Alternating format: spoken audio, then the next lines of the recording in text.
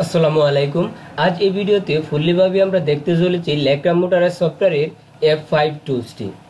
আমরা এর আগে পর্বতে F1 F2 ধারাবাহিকতাভাবে এই টুলসের ভিডিও আপলোড করেছি। আপনি যদি আগের ভিডিওটি না দেখে থাকেন তাহলে অবশ্যই আমার চ্যানেল থেকে ঘুরে আসতে পারেন, অথবা ভিডিও ডিসক্রিপশনে এটার লিঙ্ক দেওয়া আছে, সেখান থেকে আপনি চাইলে দেখে আসতে পারেন।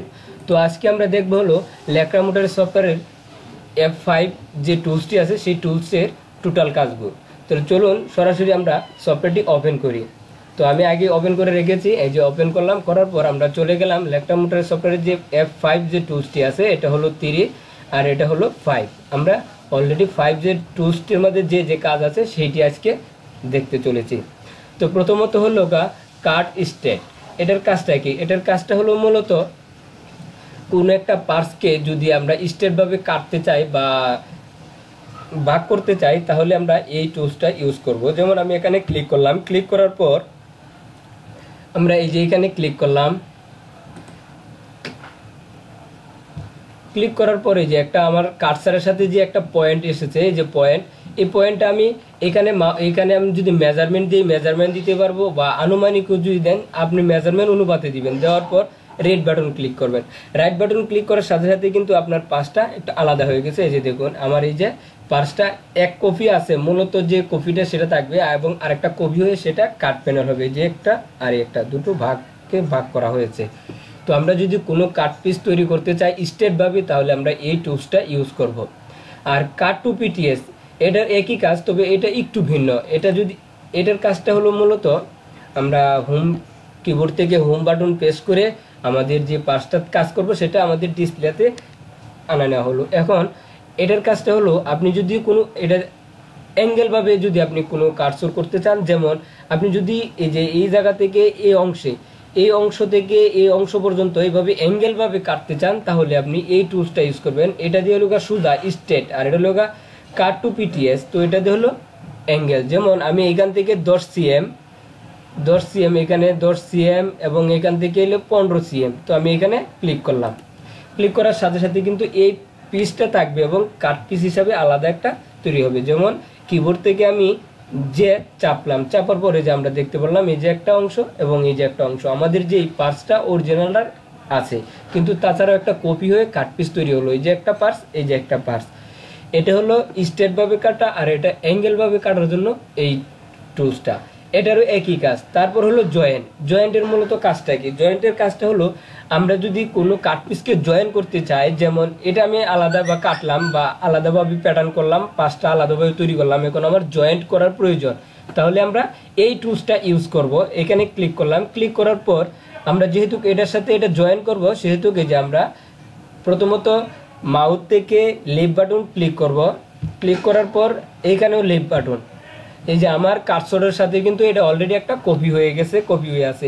যেহেতু আমরা এই মাথা থেকে শুরু করেছি এবং এখানে শেষ দিয়েছি, সেহেতু এইখানে ঠিক বরাবর এইভাবেই যেভাবে শেপ মিলে।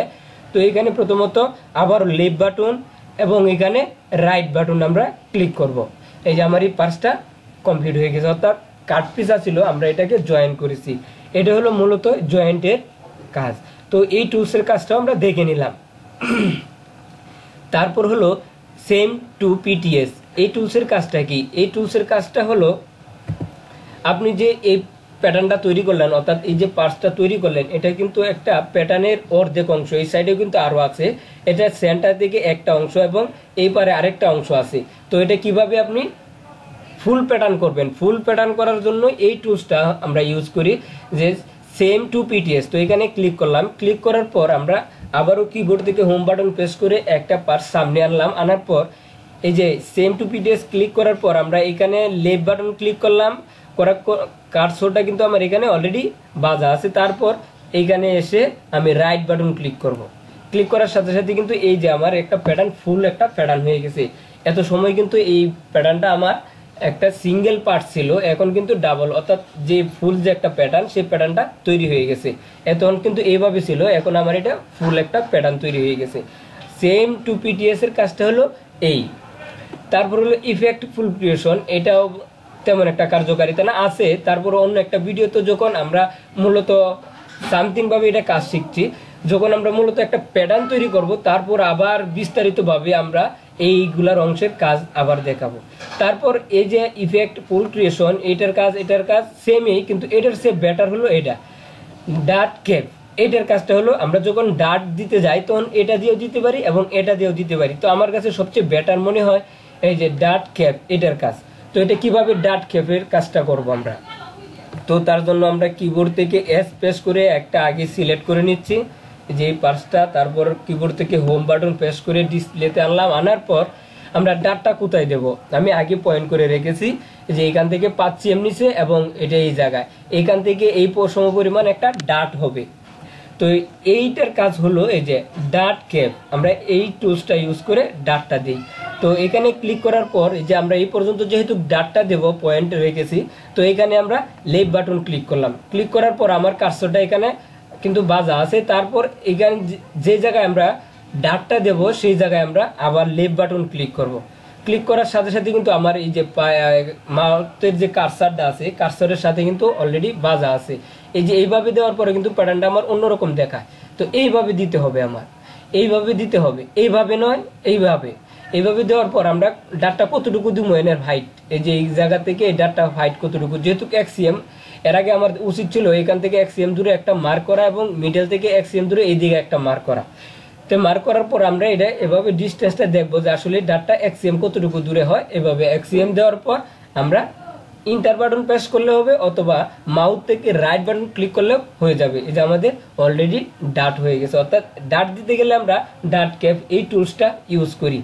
দেওয়ার পর আমরা এটা কিভাবে করব, এটা হলো স্ট্রেট লাইন অথবা ভাইজার। এই যে ডাটটা দিতে হবে, ওই যে এখানে যেহেতু আমরা ডাট দেব, এই একটা ক্লিক এবং এখানে আরেক ক্লিক, এবং এটা মিডল থেকে একবার সরাসরি মিডল থেকে আরেকটা ক্লিক।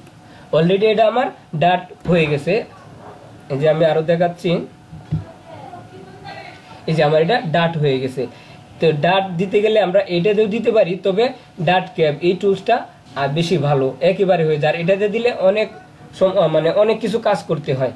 তো আমরা মূলত দেখলাম ডাট ক্যাপ, এটাতে কি কাজটা করতে হয়। তারপর হলো চেঞ্জ ফুল নোটিস, এটা তেমন একটা কাজে মোটামুটি আসে না। তারপর এটি তেমন একটা কাজে আসে না। আমি তারপরে একটা করে আমি মিনিমাইজ করে দিচ্ছি। হ্যাঁ, আর তেমন একটা কাজ আছে, সেগুলো সেম টু পিডিএস, এটা ভালোভাবে আপনারা শিখে নেবেন। এই যে কয়েকটা পয়েন্ট, এটি মূলত কাজে আসে, আর নিচেটি তেমন একটা কাজে আসে না। তো এই ভিডিওতে আমরা দেখলাম ল্যাকটা মোটরের সফটওয়্যারের F5 এর যে টুলসের কাজগুলো আছে সেই কাজগুলা। তো আমরা এই চ্যানেলে প্রতিনিয়ত কম্পিউটার এবং মোবাইলের বিভিন্ন সেটিং এবং সফটওয়্যার সম্পর্কিত ভিডিও আপলোড করে থাকি। আপনি যদি জানতে চান এবং শিখতে চান তাহলে অবশ্যই ভিডিওটি দেখে লাইক করবেন। আর আপনার কাছে একটা রিকোয়েস্ট, আমাদের এই চ্যানেলটি অবশ্যই সাবস্ক্রাইব করবেন।